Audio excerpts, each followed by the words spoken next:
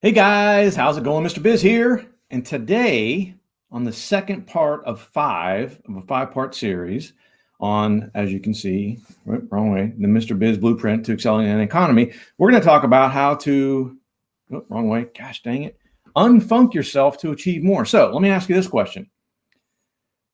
Did the inevitable challenges of being a business owner, an entrepreneur, ever leave you feeling unmotivated? Maybe even anxious or depressed. Okay. If so, what is the best way to rebuild that momentum? And then let me give you one simple hack. It's super simple. It's going to blow you away. That will literally, according to the Harvard Business Review, leave you 30 times more likely to achieve your goals. Finally, we're going to talk about what is SMAC. Yes, not that kind of smack, different kind of smack. What is SMAC and how can it help you achieve mind-blowing, dare I say, world record-breaking results? So that's what we're going to talk about on today's video. I know it's going to be helpful. I'm really excited to talk about this with you guys. So let's just dive right in, if you don't mind. So again, the inevitable bumps that we all face as business owners, entrepreneurs, even outside of that, in the corporate world as well, but those challenges, it's the rejections. Maybe a deal fell through. Maybe you lost a big client or customer. As I tell my kids all the time, the biz kids, is that life is about expectations. And so those kind of things that happen really can have a downtrodden impact on you and may leave you very unmotivated. And maybe, as I mentioned, even make you feel depressed or anxious and experience anxiety. Consider this, especially with everything we've been going through with the pandemic, with COVID-19. So this is just a recent study that the CDC released that they did. And during the third quarter of 2020 versus the third quarter of 2019, so year-over-year comparison, get this, craziness, right? But this is going to show you that if you are feeling this way, you're not alone. People were 4 times as more likely to be depressed during the third quarter of 2020 versus the third quarter of 2019. 4 times more likely. They were 3 times as likely to experience anxiety. So again, this is something that's prevalent, and this is one of the reasons why I wanted to put this as part of this series, because I think it's so important. Because being a business owner and entrepreneur, newsflash, it's tough. It's difficult. Setbacks are unfortunately part of the game, and it is so easy to get stuck in that, right? Get stuck in those ruts and let them drag you down. So let's talk about some ways to start rebuilding that momentum, because that's what we all want, right? We want to rebuild the momentum. We want to get things going, get back in the right direction. So how do we do that? The easiest way I've found to do that, and I know this works really well for me, and I know some folks that I mentor, it works well for them as well. Start your day with small wins. Start your day with small wins. So, for example, what's that look like, Ken? What do you mean small wins? So maybe it's, especially if you're feeling this way, if you're feeling unmotivated, you've got some anxiety, depression, when the alarm goes off in the morning, what do? If you're experiencing those things, you probably hit the snooze button. And then maybe if your phone's nearby, maybe you pick up your phone, you start playing on your phone, and you're on social media or you're doing whatever. Or if you have a TV in your room, maybe let me watch a little TV. Let me see what's going on Good Morning America or whatever. Point being is you're not being productive. You're subconsciously making excuses to not get your butt out of bed and be productive. So that's one small win, is tomorrow morning when the alarm goes off, I am going to get out of bed immediately. I'm not going to lay there and play around on my phone or do all these other things that are distractions. I'm going to get out of bed immediately. And so there's one small win. And then I'm going to make my bed. There's a second small win, right? So they sound like really small things, but think about it. If you are in that mode, and I'm guessing that most of you can relate to this at some point or another in your lives, if you're in that mode, you don't want to get out of bed, right? You want to lay there. I'm still kind of tired, or you start justifying, I didn't get enough sleep last night, or I had a crappy night's sleep, and so let me sleep in for 15 more minutes, or whatever it might be. You start making excuses. So that can be 2 small wins right away. Get out of bed when your alarm goes off. Make your bed, right? Maybe you schedule in whatever family stuff. Maybe you're missing out on some family stuff because you're laying in bed, right? So you get up and your kids are going to school maybe, or whatever it may be, your spouse going to work, whatever it is, you guys are getting ready together. So now maybe you're both in the bathroom getting ready for work together, and now you can have a conversation about what the day looks like and, hey, what are we going to do for dinner tonight?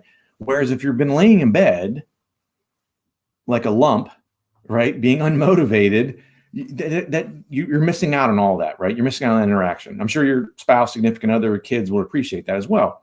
And then it leads me to your work list. So another tip, and I got this from actually Jesse Itzler. And when I first heard it, I thought, it kind of sounds good, but it's amazing. I've been using it ever since I heard him mention it. And, people talk about a morning routine. He talks about an evening routine. So the night before, he schedules the next day. And I know I used to do that, and I've done it for years now. On Sundays, I'll schedule my week out. But I've not done it on a day-by-day basis, essentially. And what I mean by scheduling it very detailed and saying that, again, using that example earlier about getting out of bed at a certain time. Let's say your alarm goes off at 5 a.m. At 5 a.m., I'm going to get at 5 a.m. to, how long it takes you to get ready in the morning. 5:30, I'm going to get up and get ready, make the bed and shave and shower and do whatever you do in the morning, right? And then from 5:30 to 6, I'm going to do this. And from 6 to 7, I'm going to do these things. You schedule in those small wins. So I'll tell you, a slew of small wins creates a massive positive forward push. And that creates a positive momentum and a positive attitude.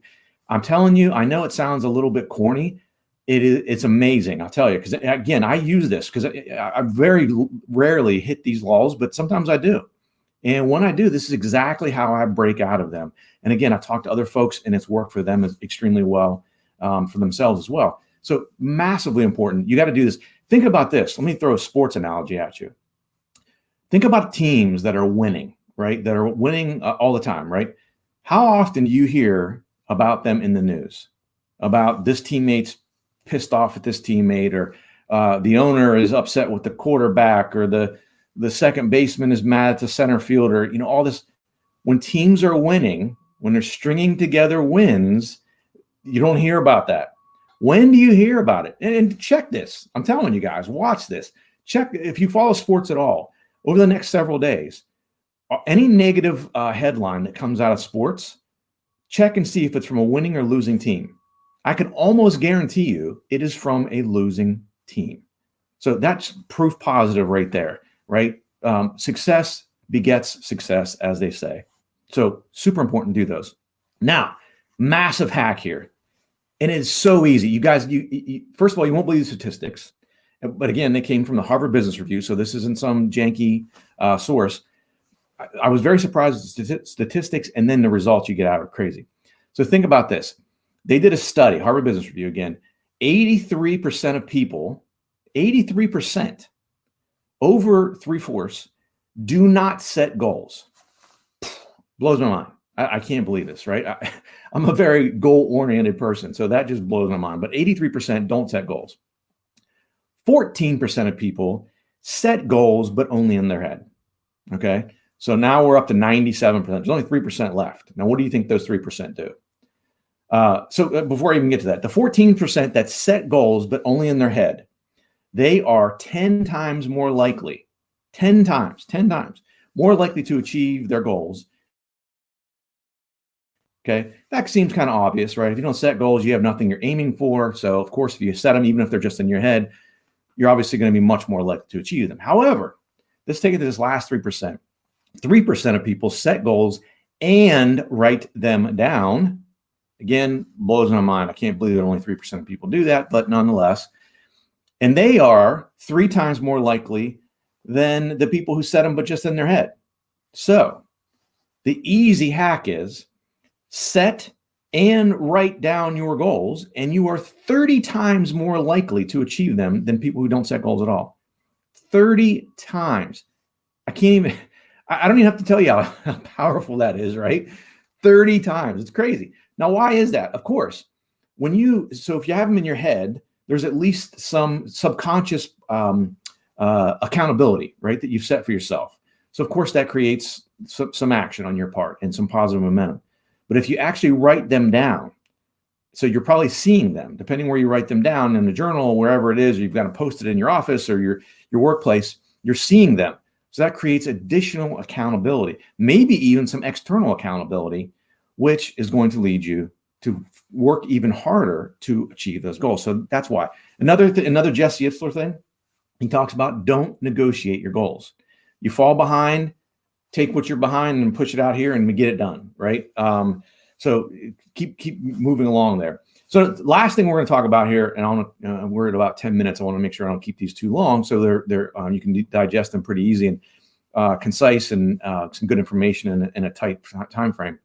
So SMAC, what the heck is SMAC, first of all, and how is it going to help you achieve some mind-blowing results, maybe even world record-breaking results? I don't say that lightly because I developed this SMAC method, I guess you want to call it, and it's an acronym, SMAC. While I've been fortunate enough and blessed enough to set 6 world records during my athletic career. And so I know this works. And I've used it with folks that I've trained. I've used it with people in the corporate world, in the business world, entrepreneur world. It works.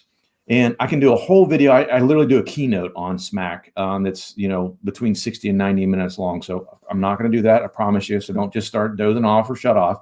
I'll keep this a very, very, very condensed version, but there's other videos on the YouTube channel or on our Facebook page that has the outlines SMAC a couple of different times. But so SMAC, SMAC.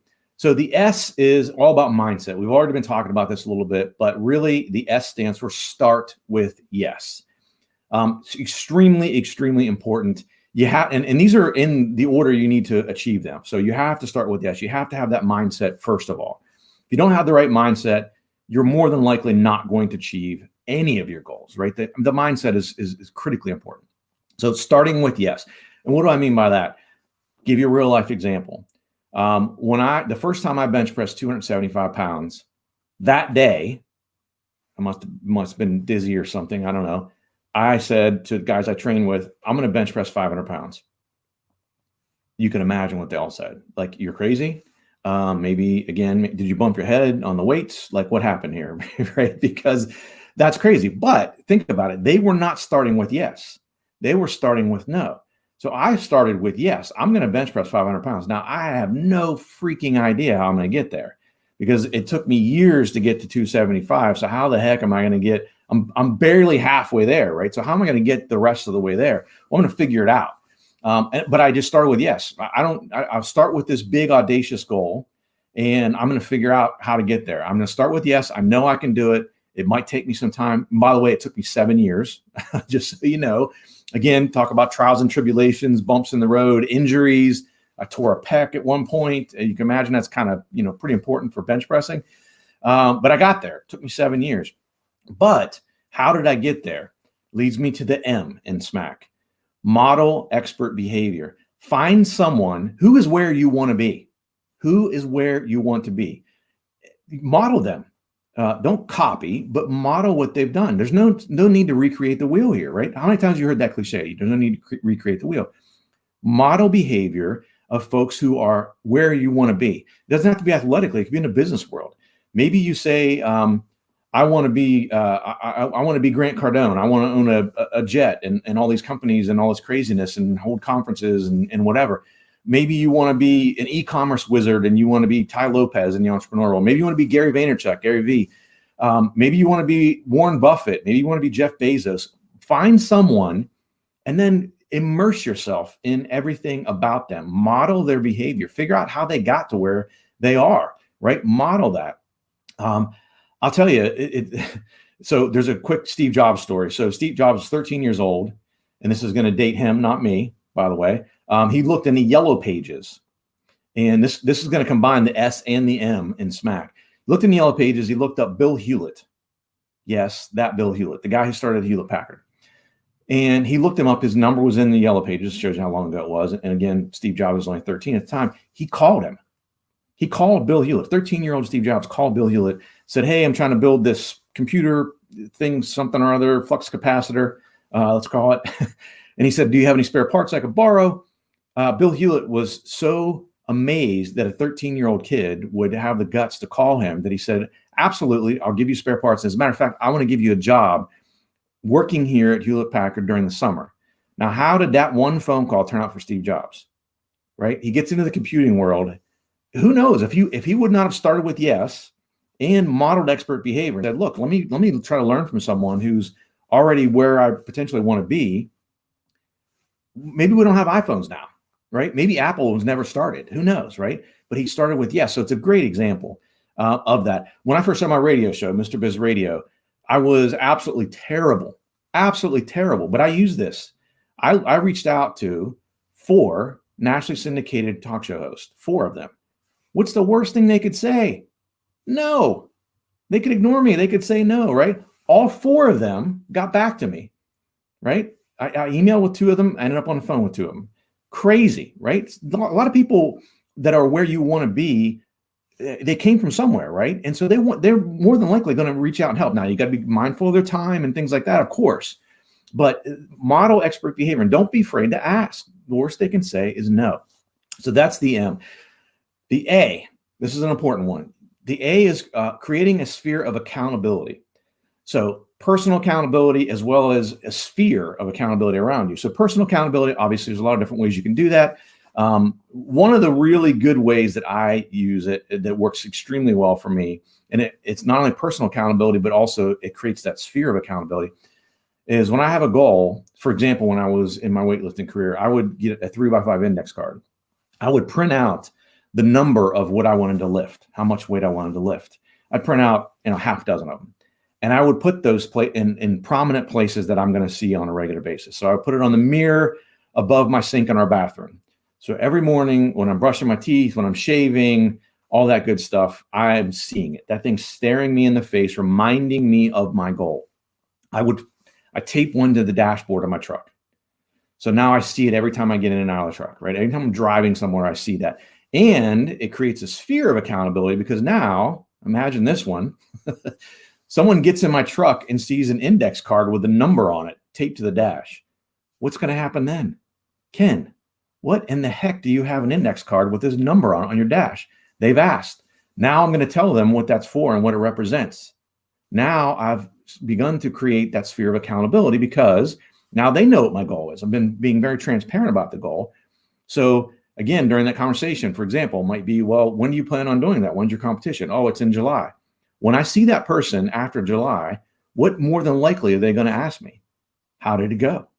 So I've created accountability. How many of you guys out there like to disappoint people? Anybody like to disappoint people? Of course not. No one does. So creating that a sphere of accountability, not only you hold yourself personally responsible, but now you don't want to let others down. So creating that sphere of accountability is extremely important. And those index cards go a long way. You put them on the monitor at work, below, your on your computer screen, et cetera. Put it in prominent places. You're going to see it very often, and other people will see it too. So they'll ask about it. Again, there's a whole nother huge section to that, and I won't belabor that. The last part is C. So again, we started the S, start with yes. The M, model expert behavior. The A, create a sphere of accountability. Now we get to the C. The C is what I call you have to exhibit consistent perseverance. Consistent perseverance. That's the C. And that is going all in on something. And when I say all in, I mean all in. I mean, the chips are all in. And a lot of people, they do what I call faking the funk. And that's part of the reason why I came up with this title, Unfunk. They fake the funk. So I want you to unfunk. Okay. They say they're all in, but it's a kind of, I'd kind of like to do it. It's not really all in. If you think about it in your life, you probably have, depending on your age, 1, 2, 3 times maybe you've really, really gone all in on something that you wanted to accomplish. And how many times were you not successful? I don't even have to wait for your answer because I know if you truly went all in and exhibited consistent perseverance, I know you were successful. It leads me to one of my favorite quotes, Babe Ruth, probably the greatest baseball player of all time. He said, "It is impossible to beat someone who never gives up." Right? Crazy, consistent perseverance. I'll leave you with one quick, and there's a long story, and it's a really cool story, but I'll shorten it up because we're almost at 20 minutes. And I want to make sure you're going to keep these short. But Cortez was an explorer. He was commissioned to head to Mexico and try to look into taking over the land there. He takes a bunch of guys over with him. They land, and again, I'm shortening the story significantly, but they land and they kind of, all the guys get off the ship and they kind of go up over the hill off the beach, and they look over and they say, "Holy freaking crap!" As the story goes, they were outnumbered 50-1, 50-1, 50-1. So as the story goes, the guys look at Cortez and they go, "What are we? What are we going to do here? Like this is we're walking into our death trap here." And Cortez, without hesitation, as the story goes, turns to them and says, "Burn the ships." You guys have probably heard that before, right? Burn the ships. Well, here's what it means, and here's where the story comes from. He told them to go burn the ships, and they looked at him and said, "Well, you're crazy. How are we going to retreat? We start getting beat. How are we going to retreat?" He said, "We're not. That's the point. Burn the ships." He went all in, all in. We are going to fight and win, or we're going to fight and die. There's only two outcomes. We're not going to retreat and jump on these ships. So if you've ever heard that term, burn the ships, and you didn't know where it came from, that's what it was. And again, much longer story, a lot of cool details to it, but that's a very short version of it. So burn the ship. So again, a lot of cool stuff we shared here. Hopefully it's very helpful for folks. Let me know in the comments. If you're new to the channel or the page, if you're on YouTube, please subscribe, hit the notification so you'll know when we release a new video. If you're on a Facebook page, like it, you'll get notifications as well, like when we go live and things like this. If you have topics you'd like me to cover, let me know. Again, I mentioned this is part 2 of 5. So the first day we talked about cash flow and a bunch of different ways you can improve your cash flow. Today was unfunk yourself to achieve more, which hopefully I'll help you unfunk yourself. And we've got 3 more topics we're going to cover each day later this week. So stay tuned. Thanks for watching, guys, and we will talk soon. See ya.